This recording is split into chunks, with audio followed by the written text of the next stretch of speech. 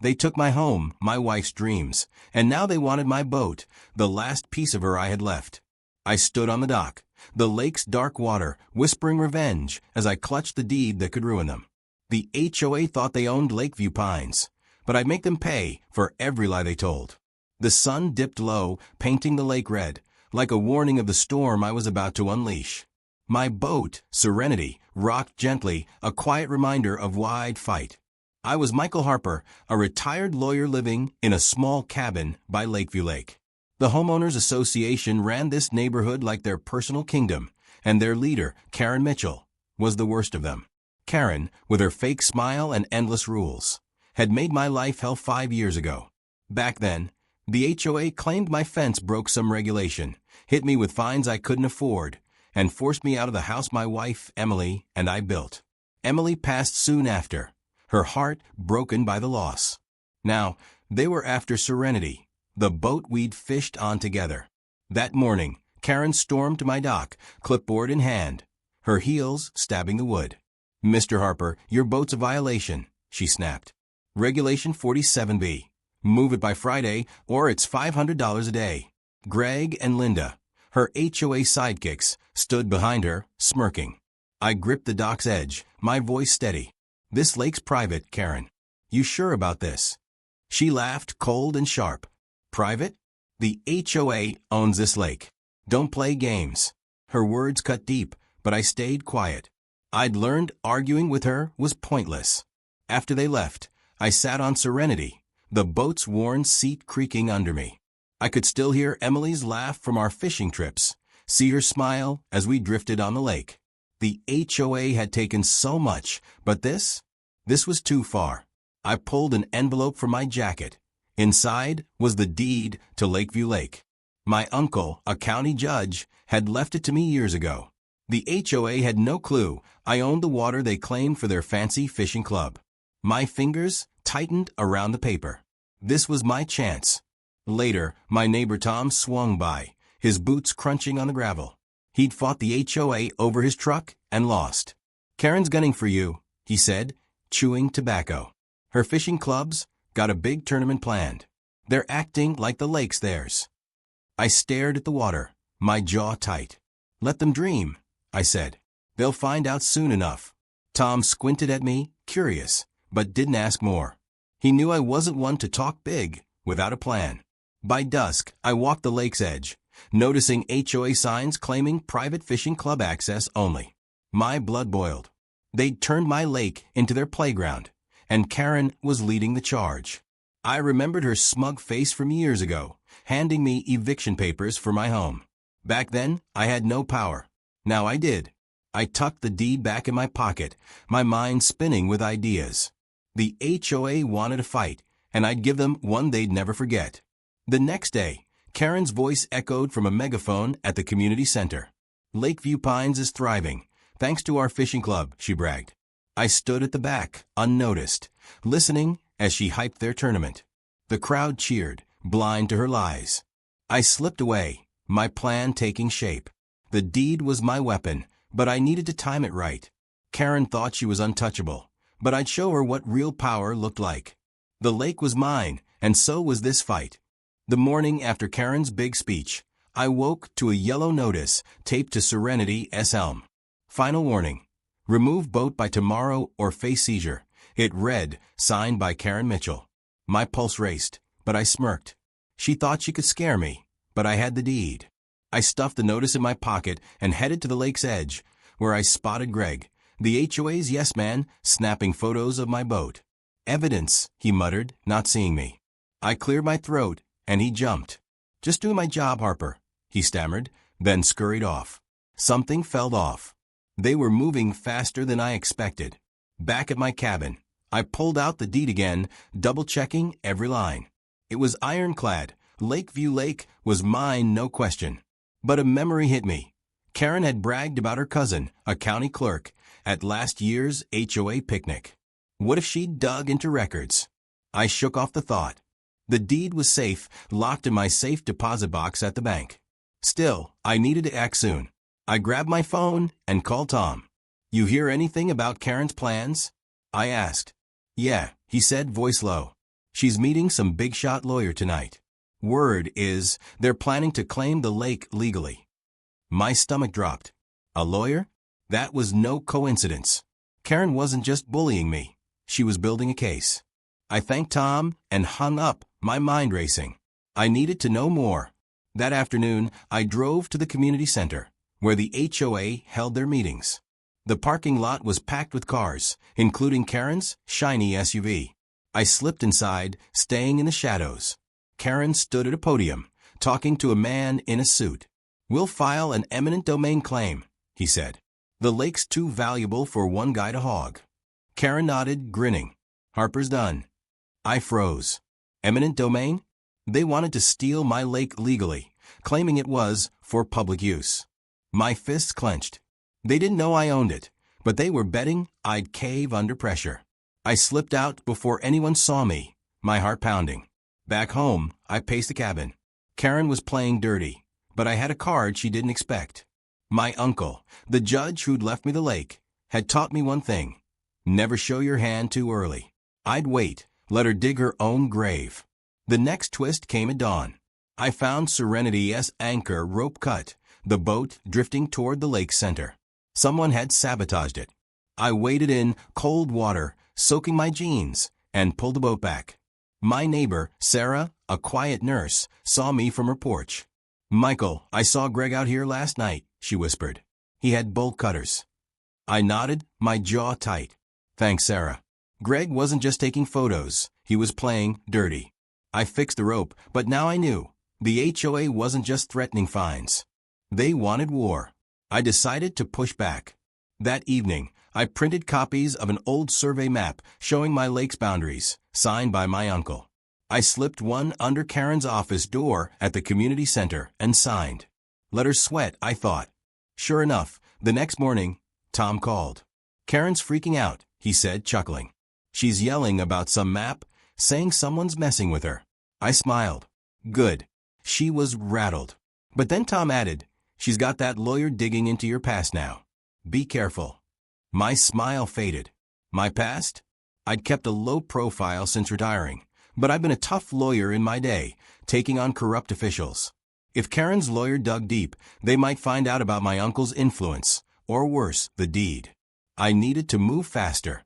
I drove to the bank, checked the deed in my safe deposit box, and made more copies. As I left, I saw Greg watching me from across the street, his phone to his ear.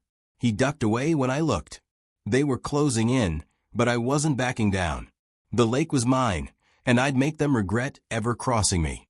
I held the phone, my finger hovering over the number of Senator Davis, my uncle's old friend. Calling him would blow this fight wide open, but I hesitated. Karen and her HOA cronies were playing dirty with fake permits and tow trucks. If I moved too fast, I'd lose the element of surprise. I set the phone down and grabbed the fake permit Greg had thrown at me. The forged signature of my uncle stared back, a slap in his memory.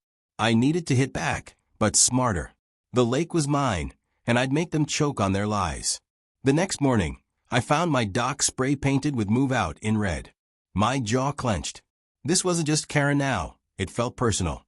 I called Tom. "You see anyone near my dock last night?" I asked. "Yeah," he said, voice grim. "Linda was out there with some kid. Looked like her nephew." Linda, Karen's loyal follower, was escalating things. I cleaned the paint off, but as I scrubbed, Sarah ran over, breathless.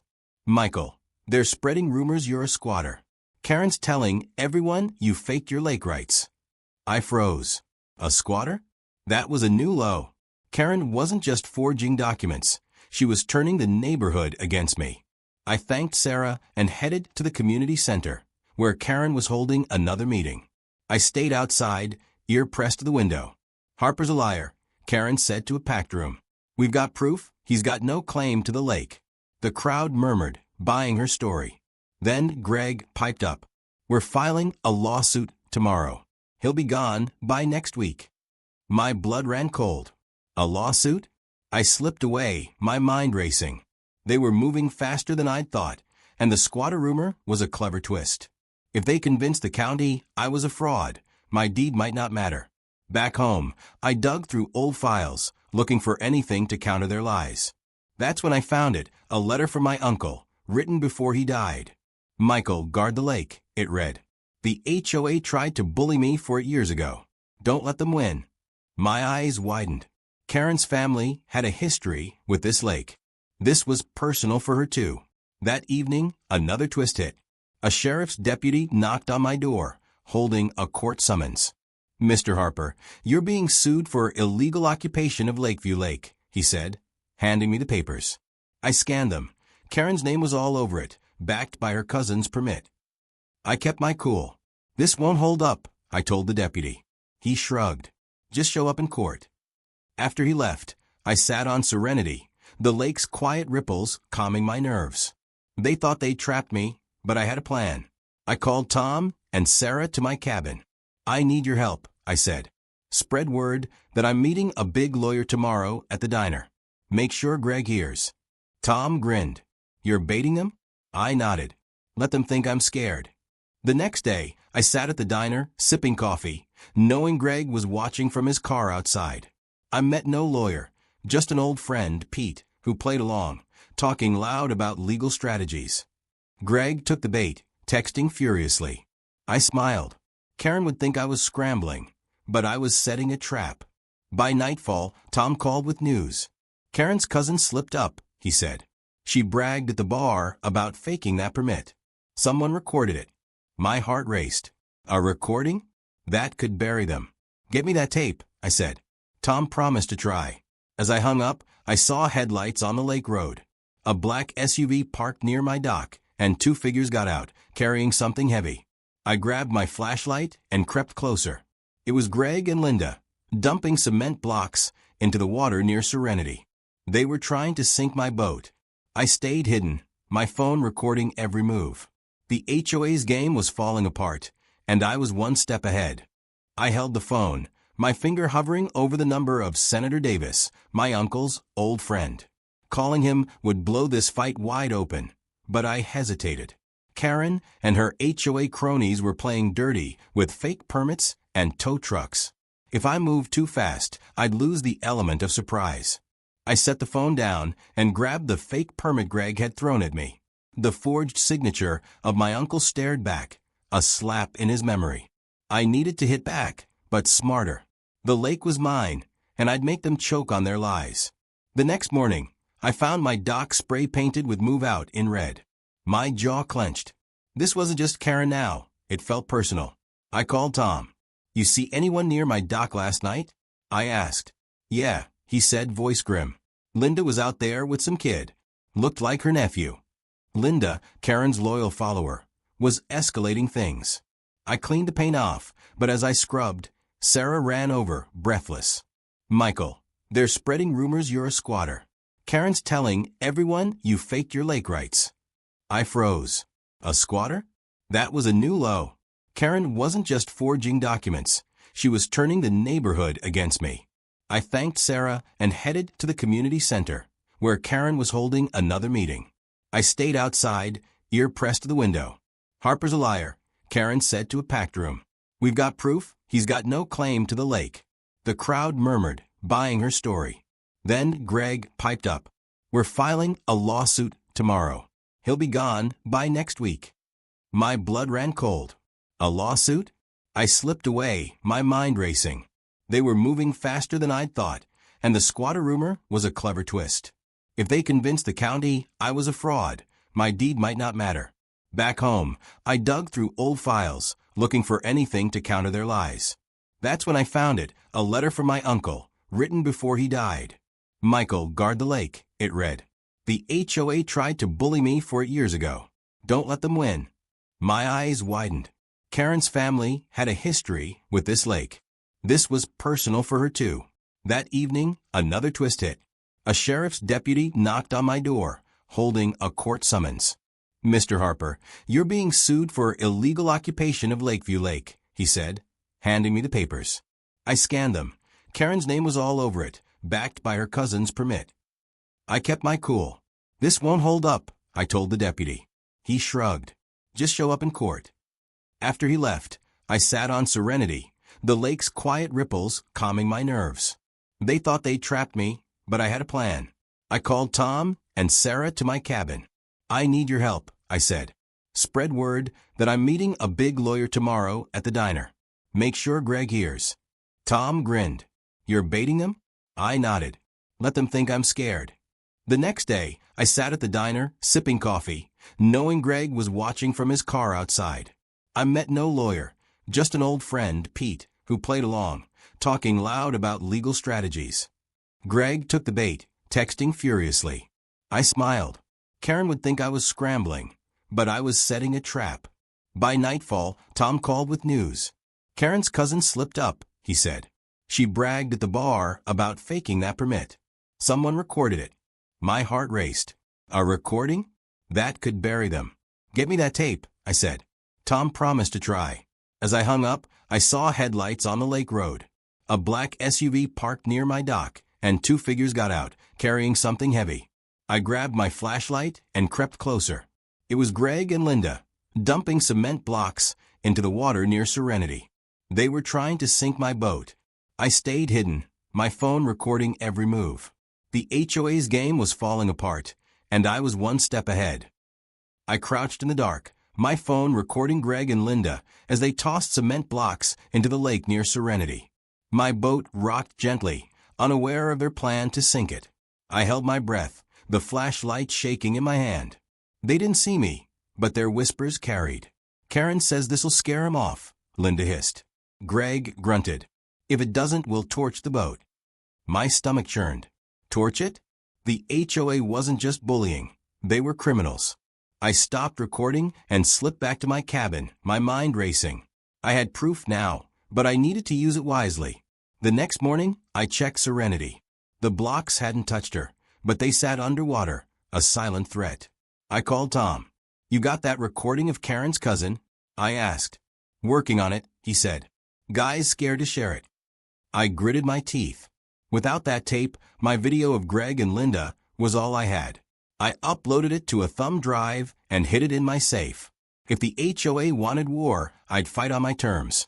But then came another twist. Sarah banged on my door, eyes wide. "Michael, they're saying you attacked Greg last night." I blinked. "Attacked him?" Sarah nodded. "He's got a black eye, telling everyone you jumped him by the lake." My jaw dropped. Greg was framing me. I hadn't gone near him, but his lie could turn the sheriff against me. "He's covering for the blocks," I said, piecing it together. Sarah frowned. "What blocks?" I told her about last night, and her face hardened. "I'll tell people I saw Greg by your dock. He can't lie forever." I thanked her, but worry gnawed at me. The lawsuit was bad enough. Now I faced assault claims. That afternoon, I drove to the sheriff's office to clear my name. The deputy, a gruff guy named Roy, listened but wasn't impressed. "Greg's got witnesses," he said. "You got any?" I hesitated. Sarah's word might help, but my video was too risky to show yet. "I'll get you proof," I said. Roy shrugged. "Better hurry. Court's in 3 days." 3 days? Karen was pushing hard. I left, my head spinning. The HOA was framing me, forging permits, and sabotaging my boat. I needed a bigger move. Back home, I found a new notice nailed to my door. Lake access revoked for safety violations. It claimed Serenity was a hazard. I laughed bitterly. Safety? They tried to sink her. I tore it down, but as I did, Tom called with big news. "Got the tape," he said. "Karen's cousin admits the permit's fake. I'm bringing it over." My heart leaped. This was the break I needed. But when Tom arrived, he looked spooked. "Someone followed me," he said, handing me the drive. "I think it was Linda's nephew." I took the drive, my hand steady despite the chill down my spine. The HOA was watching us. I played the recording, a woman's voice slurring at a bar. "Karen told me to fake the date. That lake's ours." It was gold, but dangerous. If Karen knew I had it, she'd come harder. I hid the drive with my video. That night, another twist hit. My cabin's power cut out. I grabbed a flashlight and checked the breaker. Wires were sliced clean. Someone had been inside. I locked the doors, my pulse racing. The HOA wasn't just after my boat. They wanted me gone. The next morning, I met Pete at the diner again, this time for real. "Can you get me to Senator Davis?" I asked. Pete nodded. "He owes your uncle a favor." "What's the play?" I leaned in. "I'm taking down the HOA. They faked documents, framed me, and tried to sink my boat." Pete whistled. "That's bold. Davis can help, but you need hard proof." I patted my pocket, where I'd brought the thumb drive. "Got it," I said. As we talked, I saw Karen's SUV cruise by, slow and deliberate. She knew I was planning something, but I was ready to turn her game against her. I watched Karen's SUV roll past the diner, her shadow looming over my plans. The thumb drive in my pocket held the truth, her cousin's confession, and my video of Greg and Linda's sabotage. Pete sipped his coffee, eyes narrow. "You sure about Senator Davis, Michael?" he asked. I nodded. "It's my last shot." The HOA had framed me for assault, cut my power, and faked a permit to steal my lake. Court was 2 days away, and Karen thought she'd won. But I was about to flip the board. Back at my cabin, I found my front door ajar. My heart pounded as I stepped inside, flashlight in hand. Papers were scattered across the floor, old bills, nothing important. But my locked drawer was open, the deed copies gone. I checked the safe. The original deed was still there, thank God. Someone had broken in, hunting for my proof. I called Sarah. "You see anything weird today?" I asked. She hesitated. "Greg was near your place this morning, acting sneaky." Greg again. He was Karen's dog, and he was off his leash. I didn't sleep that night. The break-in was a warning, but it made me bolder. I emailed Senator Davis, attaching a scan of the deed and a summary of the HOA's tricks. "Need your help," I wrote. "They're stealing my lake." By morning, I had a reply. "Meet me tomorrow, 8 a.m., County Courthouse. Bring everything." My chest tightened. This was it. But then came another twist. Tom rushed to my dock, out of breath. "Michael, they drained part of the lake." I ran outside. The water near Serenity was low, exposing muddy banks. A pump roared nearby, HOA workers cheering. I stormed over. "What's this?" I yelled. Greg smirked, holding a work order. "Improving drainage," he said. "Karen's orders." I saw red. They were wrecking my lake to make their fishing club look legit. I grabbed my phone, recording the pump and Greg's grin. "This is illegal," I said. He laughed. "Prove it in court." I walked away, my hands shaking. They thought draining the lake would bury me, but it exposed their desperation. I had the deed, and now Senator Davis. That afternoon, another blow landed. The sheriff showed up with a new summons. "You're banned from the lake," he said, handing me papers. "HOA says you're a safety risk." I scanned the document. Karen claimed my assault on Greg proved I was dangerous. It was a lie to keep me away before court. "This is nonsense," I told the sheriff. He shrugged. "Stay off the lake, Harper." After he left, Sarah stopped by, furious. "They're lying about you to everyone," she said. "Even my boss heard I'm friends with a criminal." I clenched my fists. Karen was poisoning the whole town against me. But then Tom called with a game changer. "Got a guy who saw Linda by those cement blocks," he said. "He's willing to testify." My eyes lit up. A witness? That tied Linda to the sabotage. I told Tom to keep him safe. As I hung up, I heard a crash outside. I ran to the dock. Serenity S hull was scratched, a crowbar lying nearby. No one was around, but I knew it was Linda's nephew, the kid she'd used before. I picked up the crowbar, my blood boiling. They were hitting me from every angle, but I wasn't breaking. I spent the evening prepping for Davis. I gathered the deed, the fake permit, my video, and the cousin's recording. But as I packed, headlights flashed outside. Karen's voice blared through a megaphone. "Michael Harper, vacate the lake by midnight, or we'll seize your boat." I stepped onto my porch, staring at her SUV. Greg and Linda stood beside her, smirking. The whole neighborhood watched from their yards. Karen thought this was her victory lap, but I saw fear in her eyes. She knew I had something. I waved, calm as ever. "See you in court, Karen," I said. The trap was set, and she was walking right into it.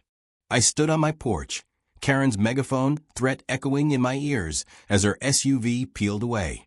The neighborhood's eyes burned into me, but I kept my face stone cold. She thought her midnight deadline would break me, but I had the deed, the recording, and Senator Davis waiting. Court was tomorrow, and I was ready to bury the HOA. I went inside, checking my evidence one last time, the thumb drive, the fake permit, my video of Greg and Linda. But as I packed, a new twist hit. My phone rang. It was Pete, his voice shaky. "Michael, Davis got a threat. Someone told him to skip your meeting." My heart skipped. A threat? Karen's reach was deeper than I thought. "Is he still coming?" I asked. Pete paused. "He's spooked, but he'll be there. Watch your back." I hung up, my hands trembling. The HOA wasn't just forging papers or vandalizing my boat. They were threatening a senator. I double-locked my doors and checked Serenity. The scratches on her hull glared under my flashlight, a reminder of how far they'd go. I couldn't wait anymore. I needed to strike first. At dawn, I drove to the courthouse, the thumb drive and deed in my bag. But as I parked, I saw Greg leaning against a lamppost, staring. He didn't approach, just watched, his phone in hand. My gut twisted. He was reporting my every move.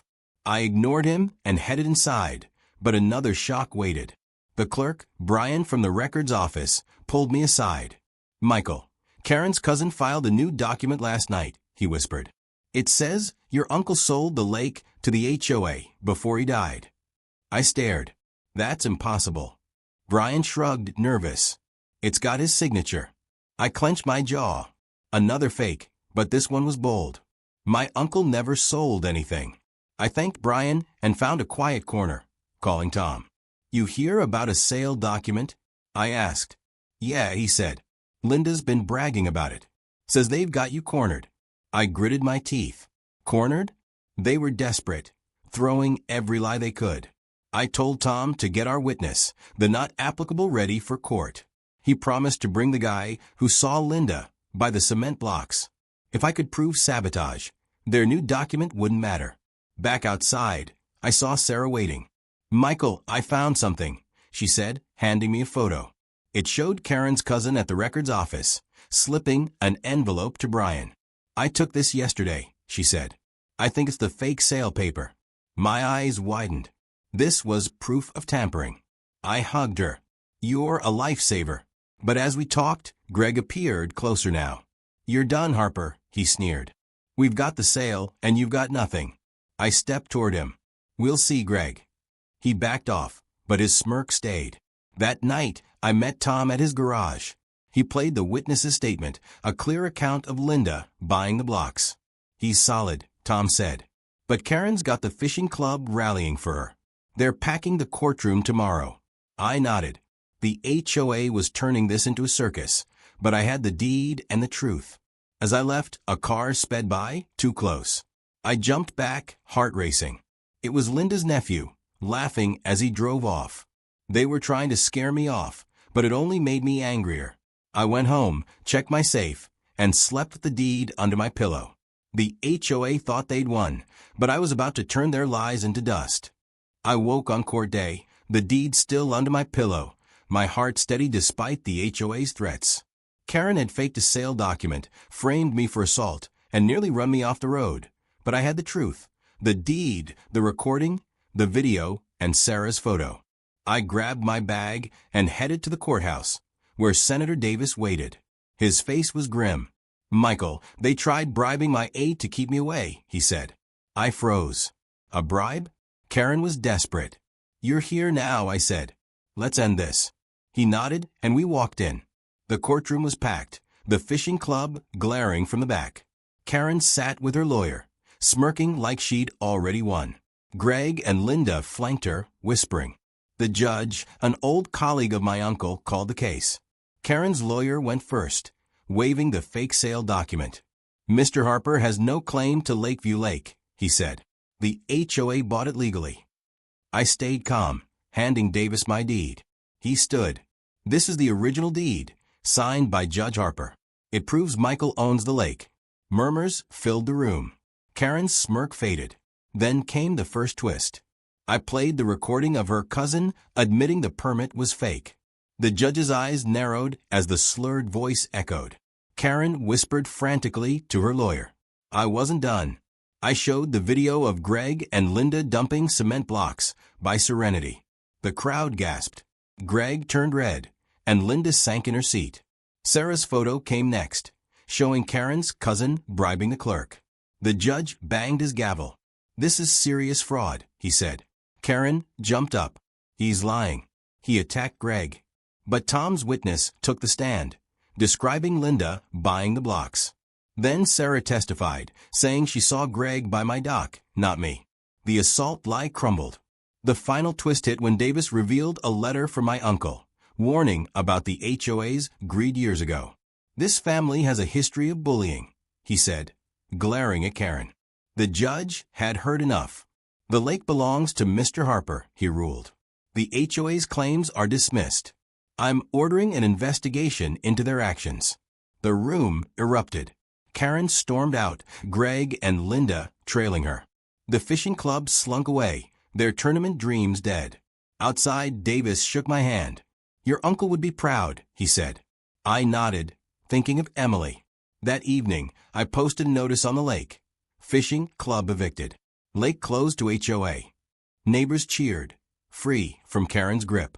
I sat on Serenity, the water calm, feeling Emily's presence. I'd won, but it wasn't just about the lake. It was about standing up. The lesson was clear.